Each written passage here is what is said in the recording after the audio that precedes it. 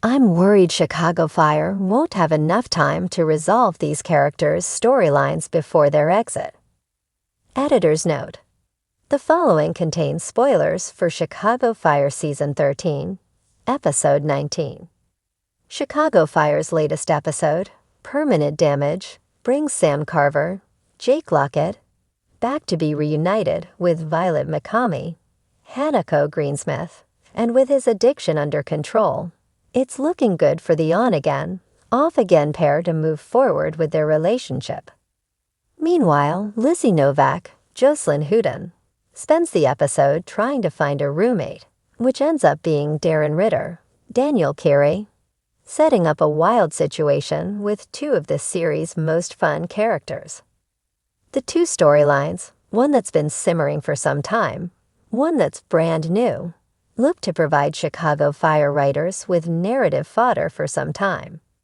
Well, 3 weeks at least, even Carver and Ritter are not returning to the series next year. The how of the characters being written off of the show is yet to be revealed, but the why is pretty straightforward: finances. Television programming is at a crossroads, where the ever-increasing rise in streaming has come at the expense of conventional network programming audiences. As a result, networks are implementing a variety of means to reduce production costs. Cutting budgets, producing fewer episodes. CBS FBI franchise is one notable example, limiting the appearances of series regulars. Permanent Damage itself did not include Stella Kidd, Miranda Ray Mayo, who was away at a training conference, and pay cuts, among others.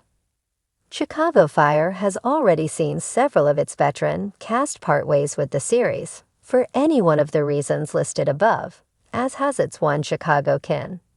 For Daniel Carey and Jake Lockett specifically, it's speculated that stalled salary renegotiations may have been what influenced NBC's decision to let the actors go at the end of Chicago Fire's 13th season. Knowing the two actors are not returning for season 14, though, makes the timing of the two storylines involving the characters odd, to say the least. With the end of Carver and Ritter's run on the show fast approaching, it just makes little sense to have them involved in such prominent plot elements. Carver was already off-screen for prior episodes, so they had an easy out with the character. So why bring Carver back for a token 4 appearances? It hardly seems like enough time to bring a satisfactory conclusion to the Carver/Violet relationship, which means, well, we'll get there shortly. As for Ritter, inviting Novak to move in with him is a big life change for both characters. There's so much potential in the situation on many fronts. Comically, it lends itself easily to an odd couple-type living situation that plays well into Chicago Fire's winning balance of the dramatic and the humorous. Conversely, the situation looks like it would have given Carey something deeper to work with. Something teased at by his reaction at the end of the episode when he's taken aback by Jack Damon's, Michael Bradway, appearance to meet up with Novak for dinner. How does he reconcile himself with having allowed his solitude to be infringed upon without thinking through what that all entails? It may not be logical, but Carver and Ritter are where they are at this point in the series. So how does Chicago Fire bring an end to their character arcs? Odds are good that it's not going to be pretty for either character. 3 episodes, the first of which, Cut Me Open, airs on May 7, are not going to be long enough to bring a crowd-pleasing, satisfactory wrap to at least one character's arc for sure, and more likely both. Of the two, Ritter's arc is the only one that has the possibility of ending positively. There's been no tease of him being moved out of Chicago, no promise of a new job or family drama to prompt it, but it doesn't mean something doesn't come up. But if it's going to happen, it has to be in this upcoming episode to give time for a proper send-off from his Firehouse 51 teammates, and more importantly, for the fans who've come to love him. Or Ritter's arc can end on a sour note, which, unfortunately, seems to be the direction the series is taking Carver's final days. by not taking the easy way out with Carver's exit, as discussed above. Then bringing him back is going to end in one of two ways: heartbreak or tragedy. They've just reunited him with Violet, and by having them work together to track down a rogue medic, that spark between them is definitely reignited, and unless NBC plans on shipping both actors out, that fire's going out one way or the other. There's something about the firehouse at 51 that feels like home. Maybe it's the smell of smoke and coffee, or the rhythm of engines roaring into the night. Or maybe it's the characters, the ones who carry ghosts in their eyes and family in their hearts. But as Chicago Fire moves deeper into its latest season, I can't shake the gnawing feeling that time is running out for some of these beloved characters, and their stories might not get the conclusions they deserve. We've seen exits before, abrupt ones, tragic ones, hopeful ones. But there's something different this time. Maybe it's because certain characters who've been holding the emotional infrastructure of Firehouse 51 together are now on the brink of departure. Maybe it's because some of their arcs feel mid-sentence, as if the writers intended more, but life and contract negotiations got in the way. Either way, the ticking clock is loud, and I'm worried. Joe Cruz deserves closure, not a cliffhanger. Joe Cruz has always been the beating heart of 51.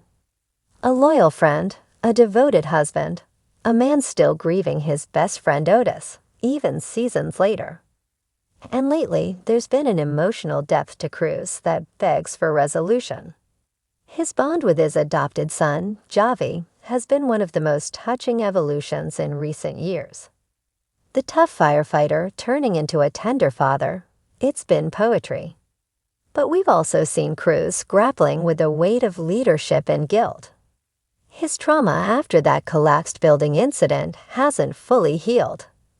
His brother Leon reappearing briefly was a moment that should have reopened doors, and instead, it was left as a passing breeze. If Cruz is heading for the exit, we need to see him forgive himself. We need one more visit with Leon. We need a proper tribute to Otis. He deserves peace, not ambiguity. Ritter has earned his moment. Darren Ritter has been a quiet MVP of the series for several seasons. He's matured, grown confident, and developed deep connections with his squad. His LGBT+ storyline was handled with grace, and his mentorship of new candidates was an echo of how far he's come.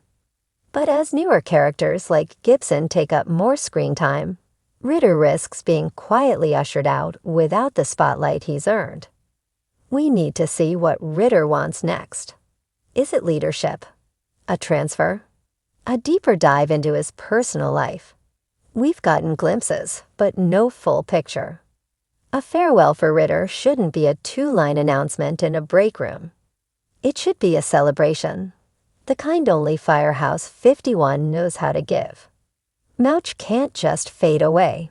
Mouch is a legacy character, a foundation of the Firehouse and its soul. He's been the comic relief, the wise veteran, the guy who somehow ends up involved in everyone's business. But after last season's near-death moment, it's clear that Mouch isn't invincible. And it feels like the show has quietly started preparing us for the unthinkable. If Mouch is leaving, or worse, we need more than a medical scare and a few heartfelt glances. We need a retirement party, a toast in Molly's, a callback to the first day he met Trudy. We need to see Herman, his best friend, struggle with the idea of life at 51 without Mouch, because we will too. What about Sylvie Brett? Sylvie Brett has spent years trying to balance her huge heart with the demands of her profession. After the heartbreak of Casey's departure and the joy of his return, we finally got the wedding fans waited for. But is that the end of her story?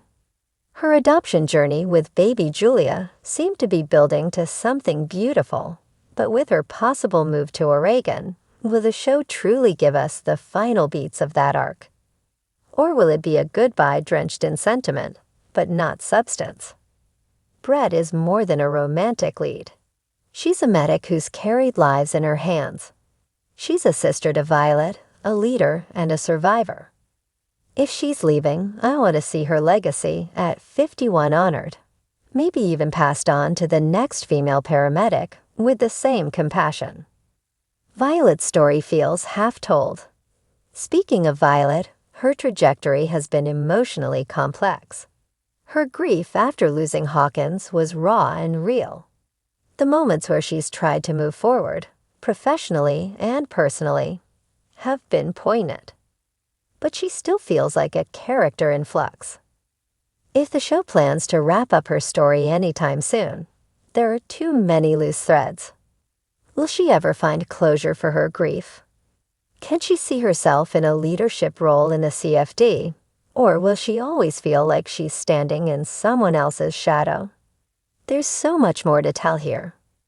A rushed exit would be a disservice, not just to the fans, but to the incredible emotional work Hanako Greensmith has done with the character. We need to talk about Stella and Severide.